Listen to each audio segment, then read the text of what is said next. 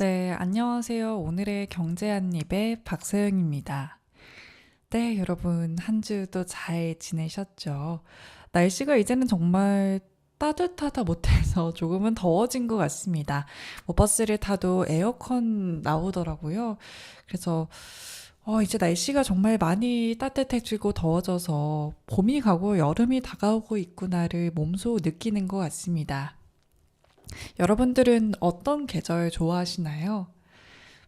저는 옛날에는 이렇게 활동할 수 있는 계절들, 뭐 여름 물놀이나 겨울에 스키, 이런 것처럼 활동적인 걸 할 수 있는 그런 계절들을 좋아했던 것 같거든요.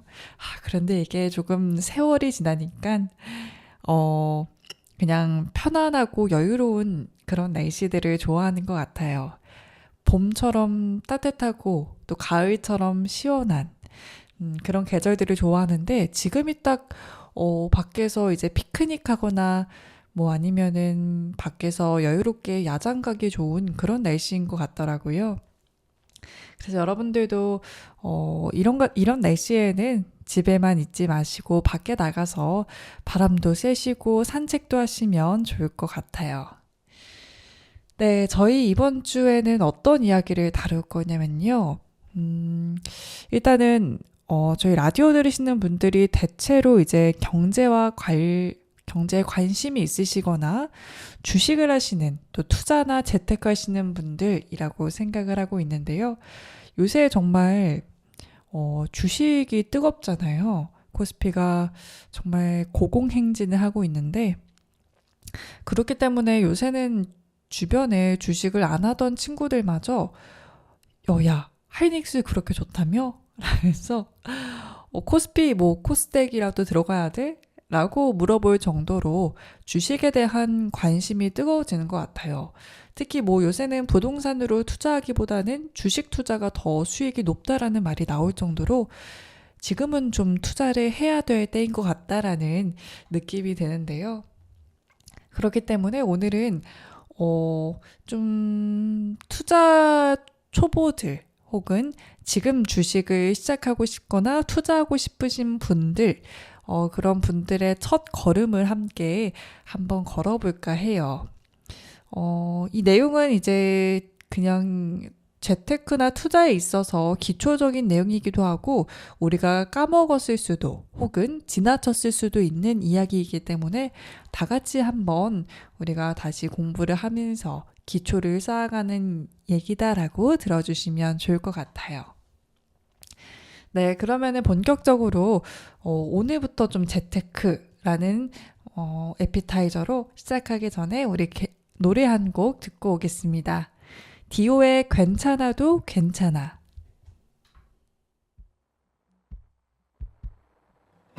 숱하게 스쳐간 감정들에 무뎌지는 감각 언제부턴가 익숙해져 버린 마음을 숨기는 법들 난 어디쯤 와 있나 앞만 보고 달려오기만 했던 돌아보는 것도 왠지 겁이 나 미뤄둔 얘기들 시간이 가든 내 안엔 행복했었던 때론 가슴이 저릴 만큼 눈물겨 날도 매일같이 뜨고 지는 태양과 저 달처럼 자연스레 보내 때론 울고 때론 웃고 기대하고 아파하지 다시 설레고 무뎌지고 마음이 가는 대로 있는 그대로 수많은 별이 그랬듯이 언제나 같은 자리 제 몫의 빛으로 환하게 비출 테니 숨기지 말고 너를 보여줄래 편히 네 모습 그대로 그래 괜찮아 괜찮아도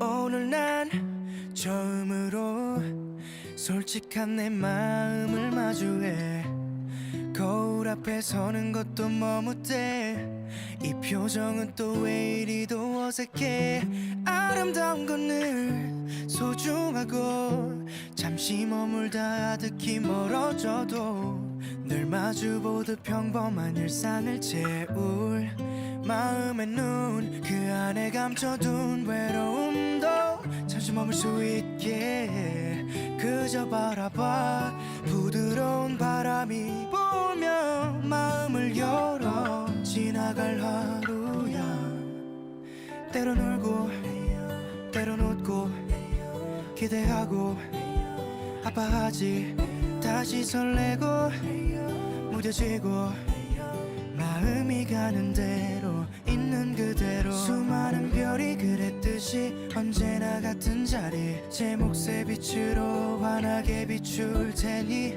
숨기지 말고 너를 보여줄래 편히 네 모습 그대로 그래 괜찮아 괜찮아도 두 손에 가득 채워질 추억들은 소중한 우리 이야기 진심이 담긴 마음이 시간이 지나 다시 기억할 수 있다면 말할 수 있을까 너도 행복했다고 너와 울고 같이 웃고 기대하고 아파했지 모든 걸 쏟고 사랑하고 마음이 가는 대로 있는 그대로 말하지 못할 고민거리 깊게 상처난 자리 늘 같은 속도로 흘러가는 시간이 언제나 그랬듯이 씻어내 줄 테니 흐르듯 살아도 그냥 괜찮아 괜찮아도 네, 디오의 괜찮아도 괜찮아 듣고 오셨습니다. 이제 아까 말씀드렸던 그 이야기를 좀 해보려고 하는데요. 여러분들 그 투자 같은 주식이나 뭐 ETF 하고 싶을 때 정작 투자할 돈이 없어서 시작부터 막히는 경우도 있다라고 합니다. 그래서 이제 우리가 투자할 때 필요한 첫 자본은 흔히 시드 머니라고도 불리죠. 이 시드. 말 그대로 씨앗이 되는 돈을 이야기하는데요. 즉, 씨앗이 있어야 우리가 나무를 심을 수 있듯이 투자도 처음 굴릴 돈이 있어야 그 첫 걸음을 뗄 수가 있는데요. 우리가 흔히 종잣돈이라고 부르기도 하죠. 그런데 문제는 이 종잣돈을 만드는 일이 생각보다 쉽지 않다는 점입니다. 월급은 들어오지만 또 우리가 월급 들어오면 이렇게 스쳐 지나가기도 하잖아요. 그래서 뭐 카드값, 보험료, 월세 하다 보면은 종잣돈은커녕 이 한 달 살림도 빠듯할 때가 많죠. 이럴 때 가장 먼저 해볼 수 있는 방법이 바로 통장 쪼개기라고 합니다. 그래서 통장을 어떻게 쪼개냐. 먼저 처음으로 사회초년생이라면 월급 통장과 소비 통장으로 나눠도 충분하다라고 하는데요. 이후에 좀 여유가 생기면은 저축 통장 그리고 비상금 통장을 하나씩 더하면 됩니다. 먼저 월급 통장부터 볼까요? 월급 통장은 돈이 잠깐 머무는 정류장으로 봐야 하는데요. 월급이 들어오면 바로 소비, 비상금, 저축, 투자 통장으로 자동 이체되게 만들어야 한다라는 겁니다. 그러니까 돈이 한 통장에 오래 머물면 생활비와 저축이 모두 뒤섞여서 어디로 새는지 알기 어려워지는데요.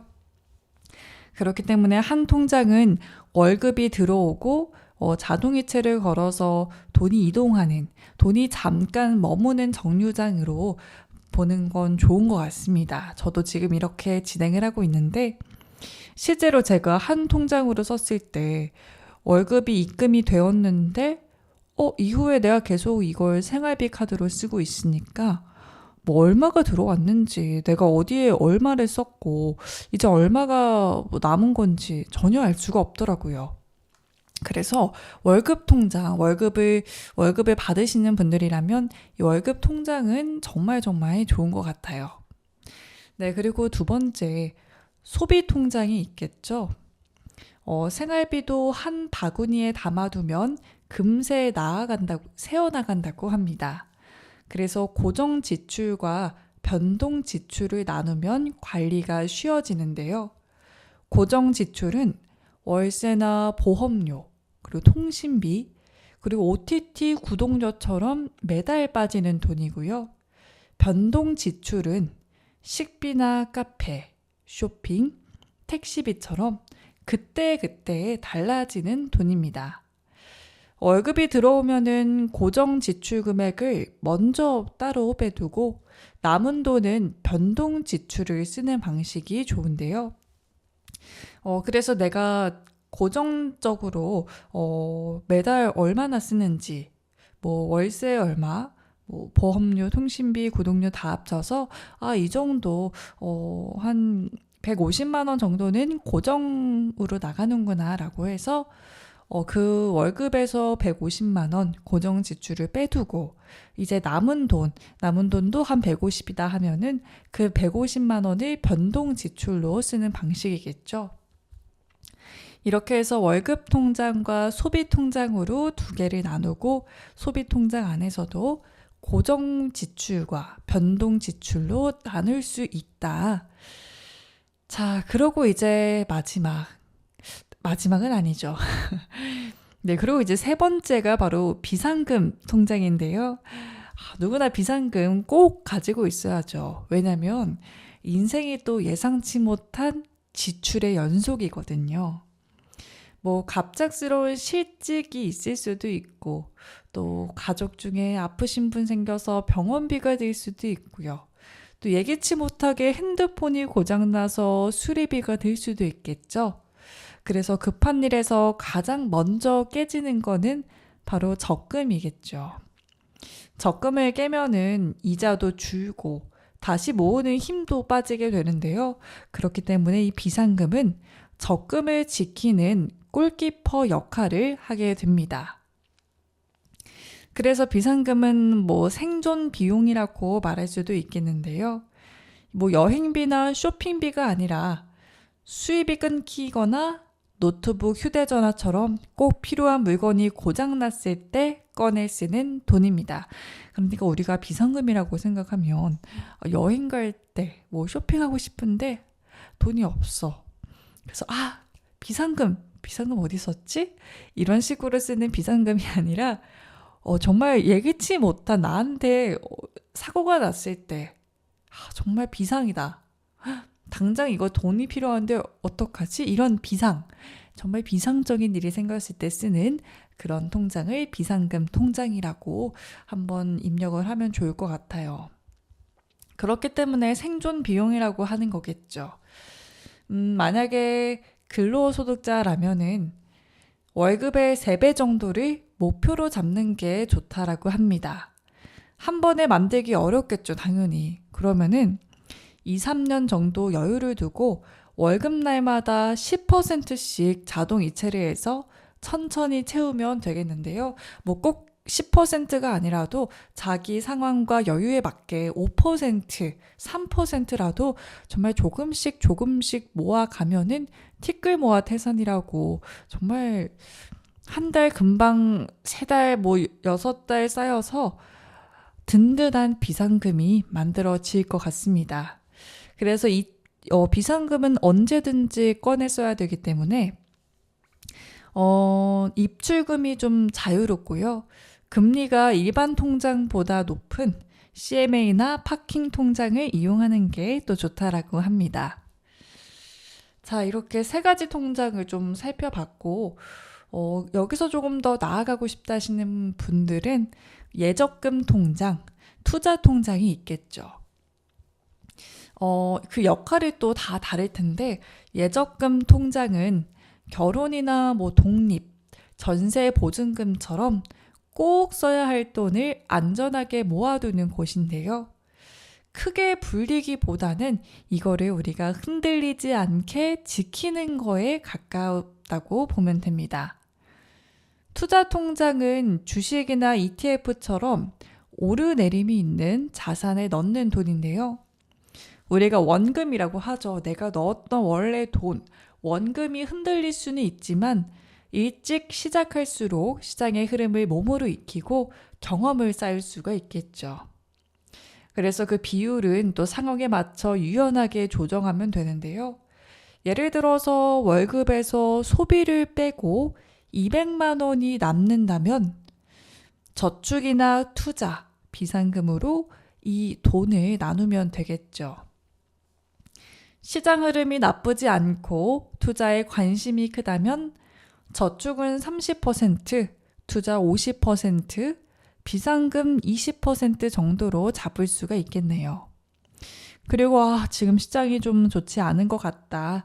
하락장이 걱정된다면 저축을 40%, 투자 40%, 비상금 20%처럼 이 안정 비중을 높이면 됩니다.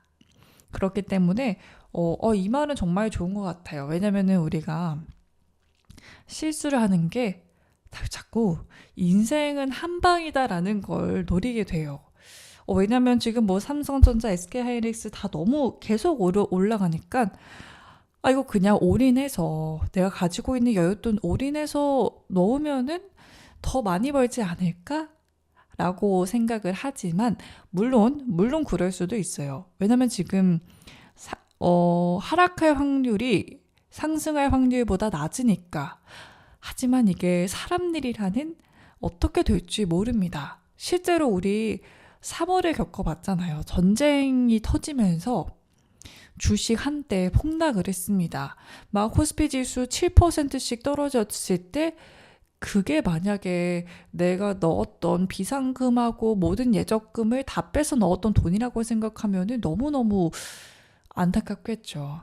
그렇기 때문에 우리 당장 내일이 어떻게 될지 예측을 할 수 없으니까 그럴 때는 이렇게 퍼센트로 나눠서 투자를 하자 이겁니다.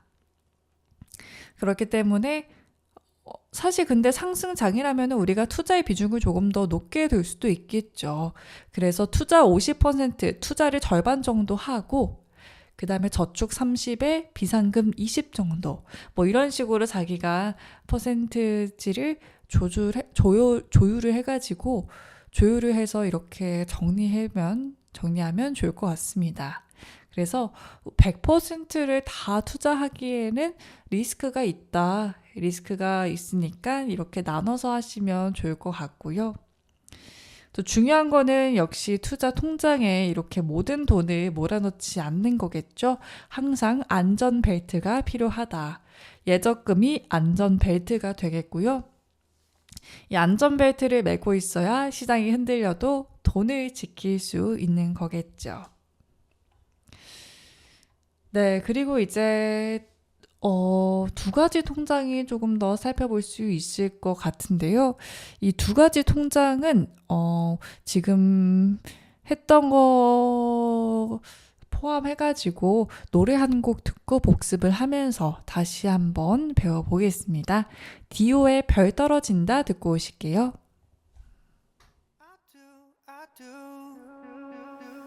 밝은 빛은 별뿐인 고요한 오늘 밤 잔잔한 풀벌레 소리 멋진 노랫말 내 어깨 위로 살짝 기대진 너의 엉긴 맘을 괜히 들뜨게 해 설렘 끝에 번지는 기대감 소원 빌래 별 떨어진다 잠깐이라 또 놓쳤지만 금방 더 떨어지겠지 밤이 끝날 때까지 원하는 게 딱 하나인데 난 내 소원 듣게 되면 I do 웃으며 대답해줘 I do 둘이 아닌 우린 어떤 모습일까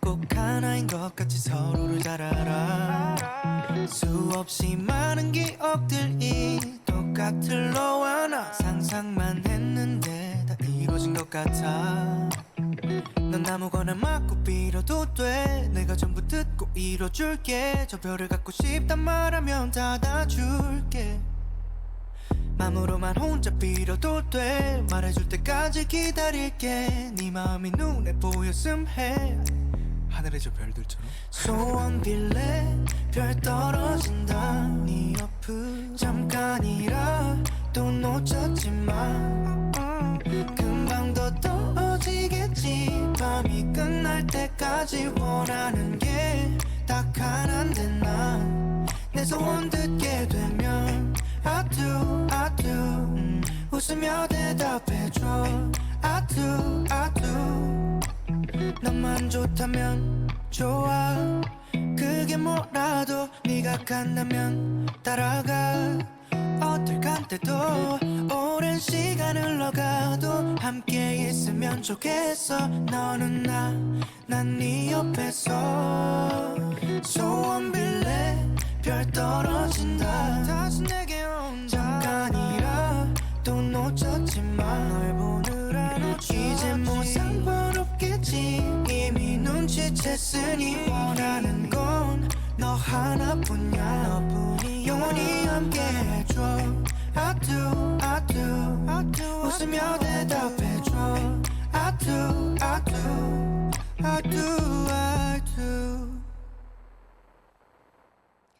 네, 디오의 별 떨어진다 듣고 오셨습니다. 그러면은 아까 말씀드렸던 두 가지 통장 마저 살펴볼게요. 우리 아까 월급 통장, 소비 통장, 비상금 통장, 예적금 투자 통장까지 배워봤죠. 그리고 나머지 두 가지 먼저 경조사 통장입니다. 많은 분들 공감할 것 같습니다. 결혼식, 장례식, 명절처럼 경조사비도 매번 찾아오는 지출 손님이죠. 그리고 요새 결혼식 너무 많은 것 같아요. 정말 그 SNS 별스타그램만 들어가도 뭐 주말만 되면은 그냥 모든 스토리가 결혼식으로 도배가 될 정도로 결혼식이 정말 많은데 이런 결혼식 완전히 뭐 예측 불가능한 지출은 아니고 해마다 비슷한 시기와 규모로 반복되는 패턴이 있죠. 그래서 경조사비는 생활비와 또 따로 떼어서 관리하는 게 좋은데요. 지난해 경조사비가 총 120만 원이었다면 우리가 매달 10만 원씩 모아두면은 채울 수가 있겠죠. 이렇게 준비해두면 갑자기 축의금이나 조의금 필요해도 그달 생활비를 깨지 않고 대응할 수가 있는데요. 이것도 이제 뭐 자동이체 같은 걸로 걸어놔서 경조사 자동이체로 해서 10만 원씩만 정말 해도 120만 원이라는 목돈이 우리 한 번에 나갈 필요가 없기 때문에 이렇게 매달 조금씩 모아가는 것도 좋은 것 같아요. 네, 그리고 마지막은 무지출 통장이 있는데요. 절약에 이거는 정말 플러스 알파로 가져가는 건데 절약에 재미를 붙이고 싶으면 우리가 무지출 통장을 만들어 보는 방법도 있습니다.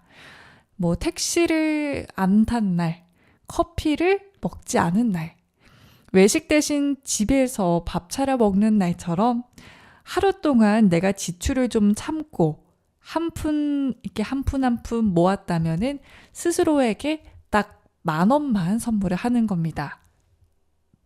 원래 같았으면 커피도 먹고 택시도 타고 뭐 배달도 시켜 먹고 이렇게 해가지고 한 3, 4만 원 들 거를 내가 오늘 꾹꾹 참아가지고 한 푼도 안 썼다 하는 날은 수고했어. 나 자신 너무 수고했어. 이러면서 10,000원을 선물을 하는 거죠. 그거를 이제 통장에 조금씩 저축을 하면은 이 아낀 돈이 숫자로 쌓여가면서 작은 게임처럼 느껴질 수가 있겠는데요. 이렇게 모은 돈은 또 연말에 다른 투자처로 옮겨 굴릴 수도 있겠죠. 실제로 이렇게 무지출 통장에 모인 돈으로 소량씩 금을 모으시는 분도 있다고 합니다. 요새 뭐 콩알금 이런 거 많이 나오더라고요. 그래서 이런 걸로 사면은 정말 귀엽고 더 이렇게 아껴줄 것 같아요. 그래서 정말 투자가 사실 돈을 벌면 재밌겠지만 돈을 아끼는 거기 때문에 재미가 없을 수도 있겠죠. 그럴 때는 이런 무지출 통장으로 같이 해보면 너무 재밌게 시작을 할 수 있을 것 같습니다. 자, 그러면은 조금 세세하게 우리가 과정을 좀 살펴볼까요? 먼저 우리 통장 쪼개기 어떻게 시작을 하냐? 무작정 그냥 앱을 깐다고 되는 건 아니고요. 먼저 혹시 종이가 있으시다면 그 종이에다가 큰 네모를 5개, 그리고 월급, 소비, 비상금, 저축, 투자처럼 돈의 목적을 적어 봅시다. 그 아래에는 실제로 사용할 통장을 적게 되는데요. 뭐 땡땡은행 뭐 이렇게만 쓰기보다는 땡땡은행 어떤 통장 뭐 이런 식으로 구체적으로 쓰면 또 좋겠죠. 왜냐면 또 그 자동이체 가능한 통장이 또 따로 있거든요. 그래서 뭐 예를 들어서 네, 월급 통장이면은 월급 통장 뭐 NA 땡땡은행 뭐 땡땡 올인원 통장 뭐 이런 식으로 적어주시면 좋을 것 같고요. 자, 그럼 다음에는 우리가 소비를 파악을 해야겠죠. 월급의 몇 퍼센트를 저축해야 되냐요? 라고 많이들 물어보시는데 사실 뭐 30%입니다. 50%입니다. 라고 말하는 건 정답이 아니죠. 먼저 확인해야 될 거는 내가 오래 지킬 수 있는 비율이 될 텐데요. 뭐 월세, 식비, 교통비 사람마다 다 다른데 남의 저축 비율만 따라하면 금세 지치기가 쉽습니다. 그렇기 때문에 먼저 소비를 파악을 해야 됩니다. 가능하면 가계부 정도는 써보시는 게 좋을 것 같고요. 또 뭐 가계부를 쓴다고 우리가 1원까지 맞출 필요는 없고 내가 언제 얼마나 쓰는지 보는 거기 때문에 러프하게 쓰셔서 뭐 그 습관만 좀 알면은 우리가 줄일 수 있는 소비와 모을 수 있는 돈의 규모가 보일 것 같습니다.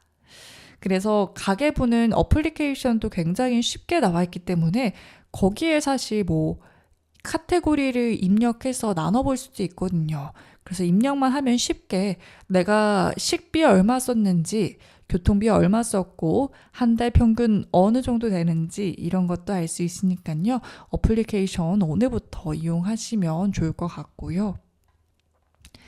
네, 그러면 이제 소비 규모를 알았다면 자동이체를 걸어야겠죠. 월급이 들어오게 되면은 먼저 소비 통장, 그다음 비상금 통장, 저축 투자 통장 이렇게 자기가 원하는 통장으로 돈이 자동으로 빠져나가게 만들면 되고요. 핵심은 이 남으면은 저축이 아니라 먼저 나누고 나서 남은 돈 안에서 쓰는 구조를 만드는 겁니다. 그래야 월급이 들어오자마자 카드값과 생활비에 휩쓸려 스쳐 지나가는 사라지는 일을 줄일 수가 있겠죠. 네, 그리고 이 정말 통장 쪼개기의 핵심은 단순함인데요. 처음부터 월급, 소비, 뭐 비상금 통장 한꺼번에 다 만들 필요도 없고 매일 그 통장 들여다볼 필요도 없고요. 생활비 정도 자주 쓰는 거는 수시로 확인을 하고 고정 지출은 월 초, 월 말에만 점검해도 충분합니다. 복잡하면 또 어려워지니까 오래 못 가겠죠. 그렇기 때문에 오래 버틸 수 있게 내가 하기 쉬운 거, 하기 재밌는 걸로 하시는 게 좋을 것 같네요. 네, 이렇게 해서 오늘은 좀 사회초년생 그리고 혹은 투자 초보자 뭐 재테크하고 싶다 하시는 분들에게 유용할 이야기를 나눠봤고요. 통장 쪼개기는 정말 기초이기도 하고 좋은 현명한 방법인 것 같기 때문에 꼭 참고하셔서 한번 적용해 보시면 좋을 것 같네요. 네, 그러면 오늘 에피타이저는 이렇게 마무리를 해보도록 하겠습니다. 그러면 우리 메인 메뉴 먹어보기 전에 노래 한 곡 듣고 올게요. 이무진의 청춘 만화 듣고 오겠습니다.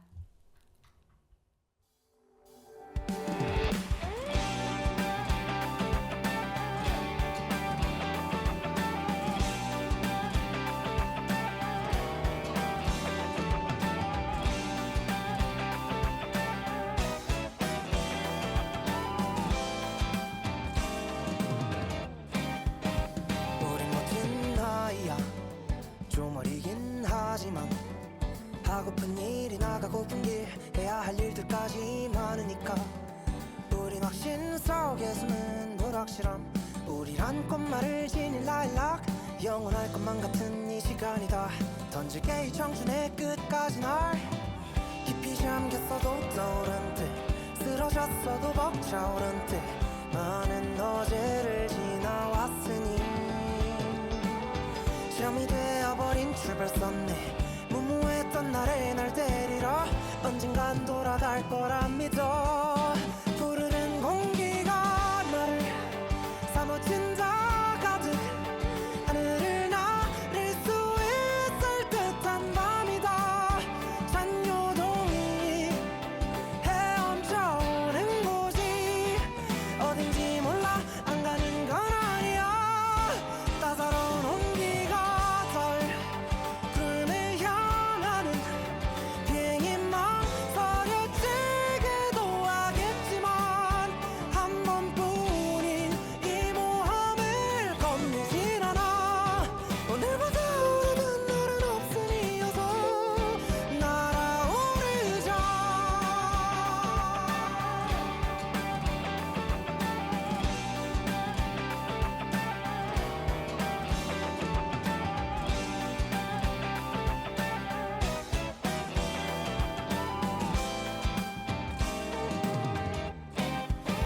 우린 멋진 나이지만 아직 어린 아이라 빠르게 밀려오는 여정이 두렵게만 느껴질 때가 있다 오늘은 지나쳐가는 유람일까 혹은 기나긴 꿈이 약인가 답을 찾는 건 어렵기만 하지만 따라야지 그게 청춘이라니까 누군 위에 누군 저기 아래 또 누군 다른 길로 떠났네 점점 혼자인 게 외롭긴 해도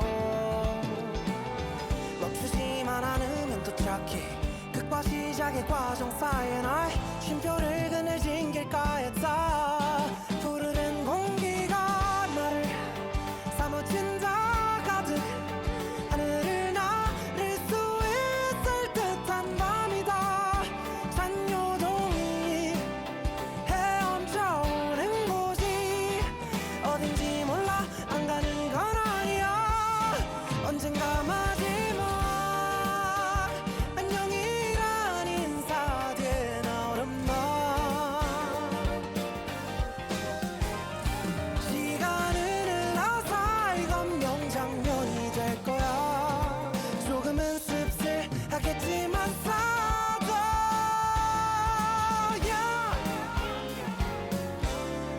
지나면 아련한 만화 그래서 찬란한 우리가 기다린 미래도 우리 기다릴까 분명한 건 지금보다 환하게 빛날 거야 아직 서막일 뿐이야 푸르른 공기가 날 사무쳐 안아 하늘을 나를 수 있을 듯한 밤이다 잔요동이 헤엄쳐오른 곳으로 가자 이 세상에서 제일 높은 곳을 향해서 뛰어오르자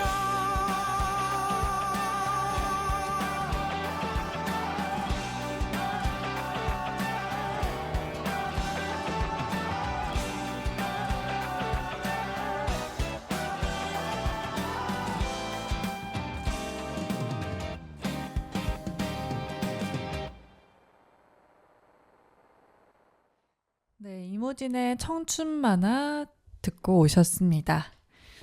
네, 오늘은 사실 메인 메뉴가 하나만 있는 건 아니고요. 조금씩 자세하게 살펴보려고 하는데요. 먼저 정부에서 추진하는 국민참여형 국민성장펀드가 22일부터 판매를 시작을 했죠. 모집 규모가 총 6천억 원이었는데요. 그렇기 때문에 인기가 또 상당했다고 해서 이게 도대체 어떤 펀드인지 설명을 드리려고 가지고 왔습니다. 이 펀드는 가장 중요한 거는 정부가 손실의 일부를 먼저 부담해주는 구조입니다. 최대 1,800만 원의 소득공제 혜택까지 제공이 되고 있는데요.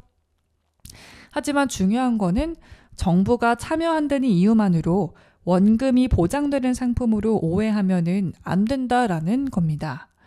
국민성장펀드는 국민 자금을 모아 만든 모펀드가 여러 자펀드에 투자하는 이 사모제 간접 공모펀드인데요. 쉽게 말하면 우리 국민의 돈을 모아서 여러 전문 운용사에 나눠 투자하는 방식이겠죠. 그렇기 때문에 우리가 원금이 보장되는 상품은 아니다라는 점을 꼭 알고 가셔야 되고요. 특징은 정부 재정이 각 자펀드의 후순위 출자자로 참여한다는 점입니다. 각 자펀드에서 손실이 발생하면 정부 재정이 20% 범위 안에서 먼저 손실을 부담하게 되는데요. 그렇기 때문에 아까 말씀드렸다시피 이 펀드는 정부가 손실의 일부를 먼저 부담해주는 구조다. 이게 특징이라고 볼 수 있겠습니다. 하지만 20% 범위 안에서 부담하기 때문에 만약에 손실이 20%를 넘어선다 하면은 투자자도 손실을 볼 수 있겠죠. 그리고 국민성장펀드는 인공지능과 반도체, 바이오, 2차 전지 등 첨단 전략산업 관련 기업에 투자를 하는데요. 전체 자금의 60% 이상을 첨단 전략산업 기업과 관련 기업에 투자를 해야 되죠. 특히 자금의 30% 이상은 비상장 기업이나 코스닥 기술특례 상장사 등의 신규 자금을 공급하는 방식으로 투자가 됩니다. 특히 코스피 상장사 투자 비중은 10% 이내로 제한되기 때문에 아무래도 코스닥 관련 기업들의 주가가 오를 수밖에 없다라고 해석이 되고 있습니다.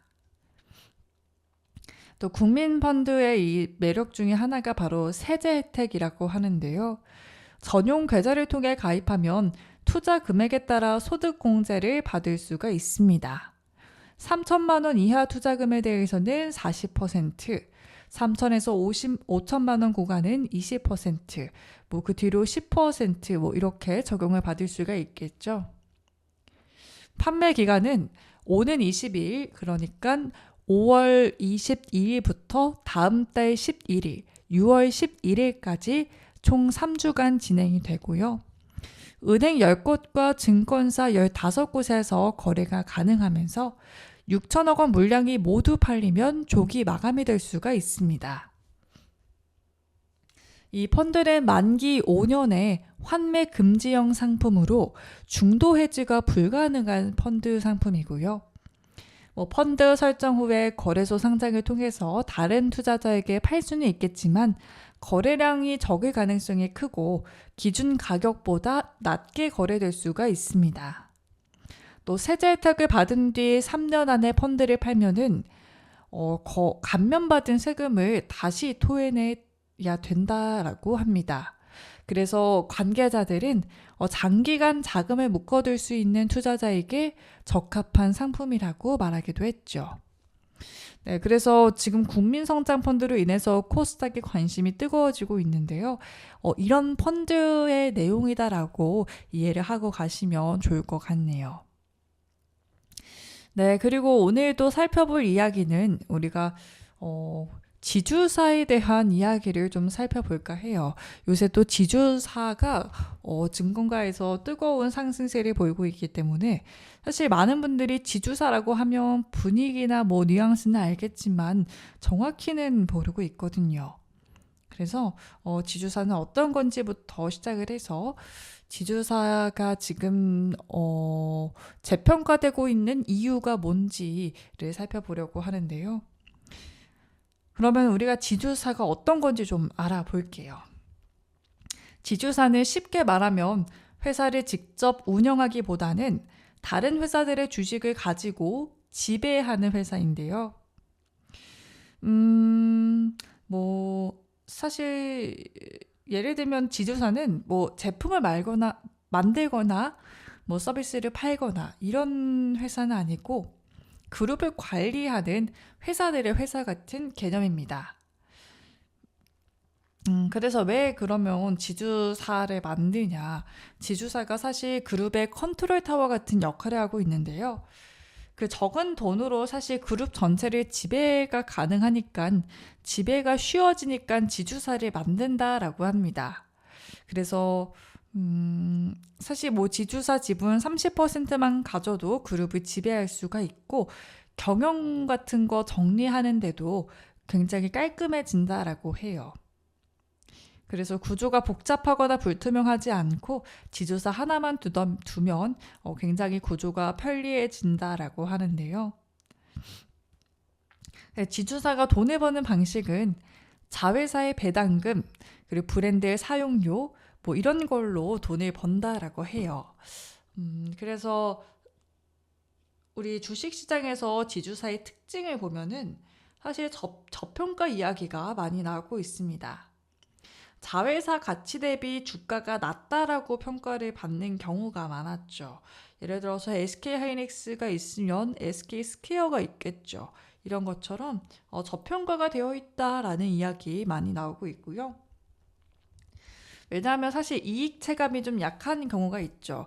뭐 삼성전자 영업이익 나오면 삼성전자가 오르겠지만 그 지주사의 경우에는 실제 이익 체감이 좀 약하고 자회사의 가치가 바로 반영되지 않기 때문에 이런 경우가 있는데, 대표적으로 지주사 뭐 LG전자의 LG, SK하이닉스의 SK, 뭐 하나오션 뭐 이런 그룹들의 한화가 있겠고 CJ 뭐 이런 지주사들이 있겠죠. 그래서 직접 사업을 하기보다는 자회사들을 지배하고 관리하는 회사라고 보면 되겠는데요. 지주사가 올해 국내 증시에서는 굉장한 강세 흐름을 이어가고 있습니다. 그 이유를 살펴봤더니 상법 개정과 밸류업 정책, 또 자사주 소각 의무화의 일은 이른바 주가 누르기 방지법까지 추진이 되면서 지주회사가 한국 증시 재평가의 핵심 축으로 부상하고 있다라는 분석이 나오고 있는데요. 그래서 과거에는 사실 간접 투자 수단 정도로 치부가 됐지만 최근에는 단순 대체제 이상의 의미를 가지고 있습니다. 그 상법 개정으로 가장 큰 변화가 또 꼽혔는데, 좀 살펴보면은 이사의 충실 의무 확대, 뭐 여러 가지가 있는데 3차 3법 개정안에 따라서 기업이 신규 취득한 자기 주식은 취득일로부터 1년 이내에 소각을 해야 되고요. 또 시행 이전에 보유한 직접 취득 자사주도 1년 6개월 이내 소각 대상에 포함이 됩니다. 그래서 기업들의 움직임이 실제로 빨라지고 있는데, SK의 경우에는 5조 1천억 원 규모의 자사주 소각을 예고했고요. 삼성물산은 2조 3천억 원 규모의 자사주 소각을 완료를 했습니다. 두산도 연내 3조 원 규모의 자사주 소각을 추진하고 있고요. 그래서 증권가에서는 자사주 소각 의무화가 지주회사의 할인율 축소에 결정적인 계기가 될 수 있다라고 보고 있습니다. 뭐 지배구조 리스크와 중복 상장, 낮은 주주 환원율이 복합적으로 작용하고 있는데요. 또 최근 정치권에서는 주가 누르기 방지법이 시장의 시선을 끌고 있습니다. 해당 법안은 주가 순자산 비율 PBR 0.8배 미만 상장사의 상속과 증여세 산정 시 단순 주가가 아니라 순자산 가치 등을 반영하도록 하는 내용을 담고 있는데요. 현재는 주가가 낮을수록 상속세 부담이 줄어드는 구조여서 기업들이 일부러 저평가 상태를 방치한다라는 지적이 있었죠. 그래서 저 PBR을 유지할 유인이 약화되고 있는 만큼 기업 가치 제고를 위한 의사결정을 기업에서 더 적극적으로 할 가능성이 높아지고 있다라고 합니다. 그래서 지주회사는 이제는 뭐 단순 지배구조의 정점이 아니라 그룹 투자 전략을 총괄하는 컨트롤 타워로 지금 진화하고 있고요. 또 밸류업 정책과 지배구조 개편 흐름이 이어질 경우에는 지주회사 할인율 축소 움직임도 본격화될 가능성이 높다라고 합니다. 이렇게 지주회사라는 게 어떤 건지 이제는 잘 누가 물어보면은 설명할 수 있을 정도로 알고 가시면 좋을 것 같네요. 지주사가 실제로 지금 주가 흐름도 나쁘지 않기 때문에 이 부분도 주의 깊게 보시면 좋을 것 같습니다. 네, 그러면은 노래 한 곡 더 듣고 슬슬 마무리를 해보겠습니다. 우주의 드라우닝 듣고 오겠습니다.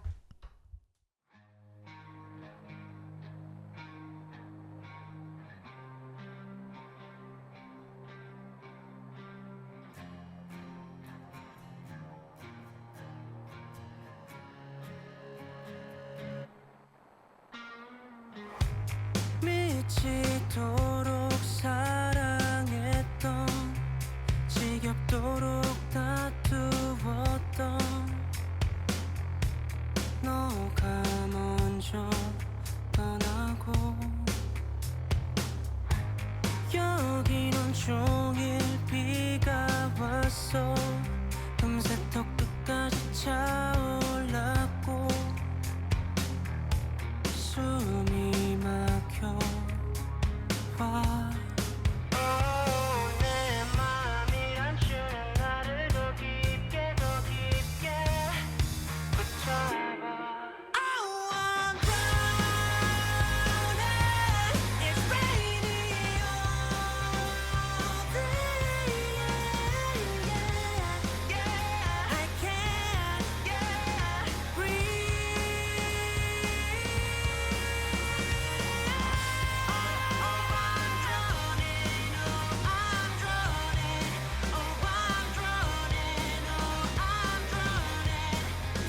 You're taking my life from me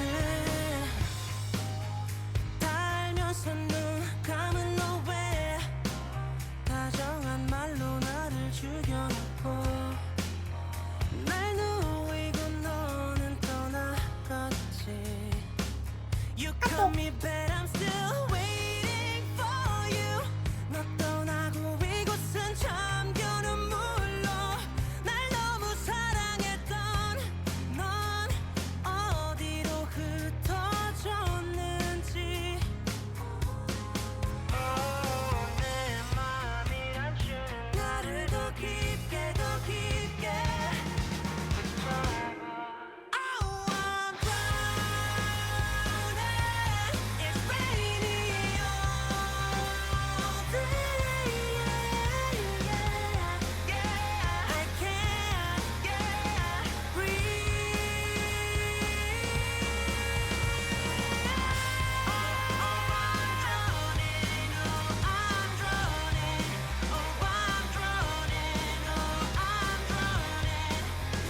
You're taking my life from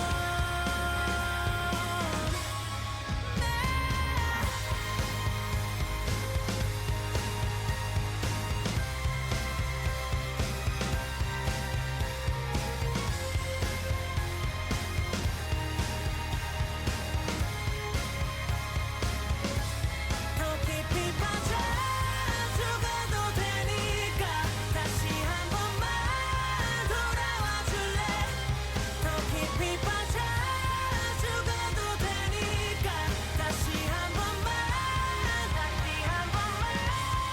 Oh I'm drowning It's raining all day I can't breathe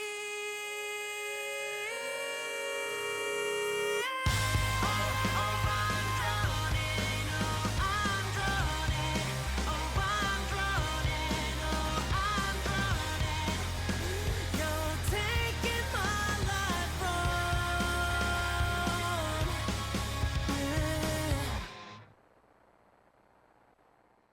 네, 우주의 드라우닝 듣고 오셨습니다.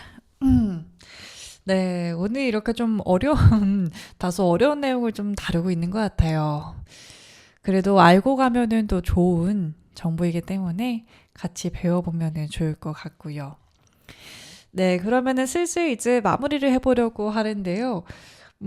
최근에 이 스페이스 X가 상장을 한다, IPO를 한다라는 소식에 국내 관련주도 굉장히 뜨거웠죠. 그런데 이 스페이스 X가 차세대 초대형 우주선 스타쉽 V3 시험 발사에 성공을 했다라고 하네요. 그렇기 때문에 IPO를 앞두고 중대적인 시험대를 통과했다라는 평가가 나오고 있는데요.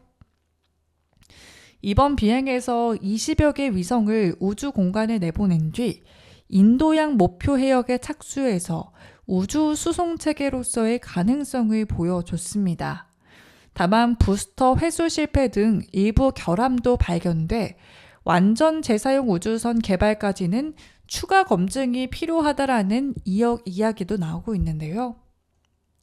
이번 발사는 앞서 11차례 시험 비행을 거친 뒤 전면 재설계된 기체로 이루어졌고요.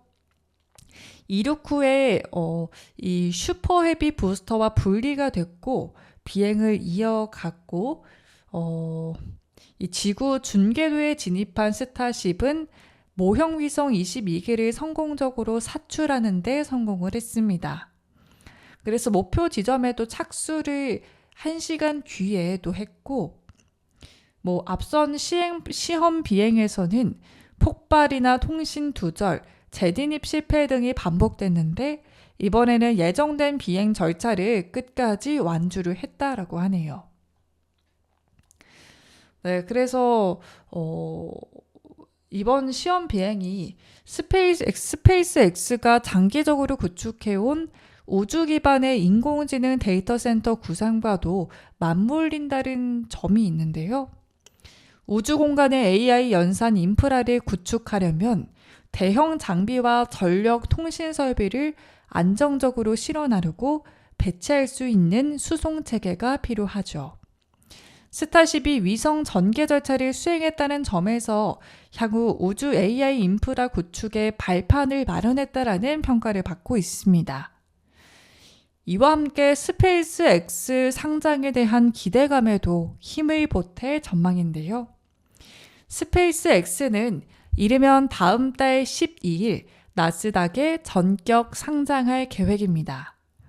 시장에서는 약 113조 원 규모, 최대 750억 달러 규모의 자금 조달이 가능할 거다라고 거론하고 있는데요.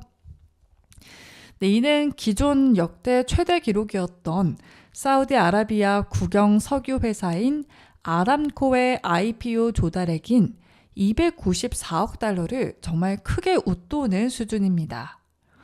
다만 스타쉽 상용화를 위해서 해결해야 될 과제도 남아있는데요. 2일단 추진체인 슈퍼헤비는 성공적으로 분리가 돼서 멕시코만으로 하강했지만 부스터 엔진이 충분히 점화되지 않아서 또 기체를 세운 채 바다에 내리는 제어 착수에는 실패를 했습니다. 또 스타쉽 본체 역시나 6개 엔진 중에 1개가 점화되지 않는 결함이 발생을 했고 스페이스 X는 나머지 엔진의 가동 시간을 연장하는 방식으로 비행 궤도를 유지를 했습니다. 그렇기 때문에 완전히 완벽하다라고 할 수는 없겠지만 그래도 나름 성공적으로 발사에 성공했다라는 점이 지금 보도가 되었네요.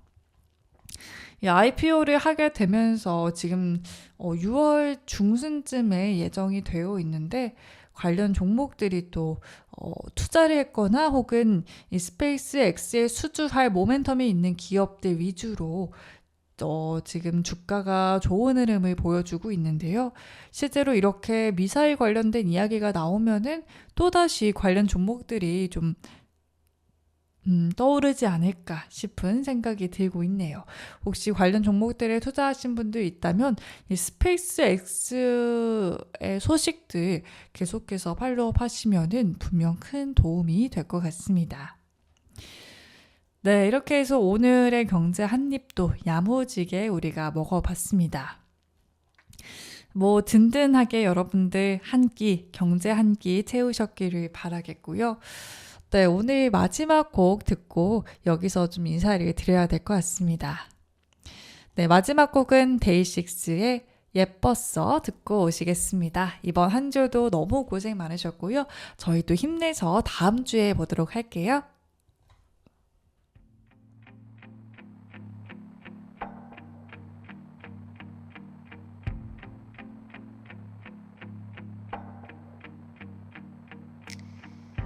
지금 이 말이 우리가 다시 시작하자는 건 아니야. 그저 너의 남아있던 기억들이 떠올랐을 뿐이야. 정말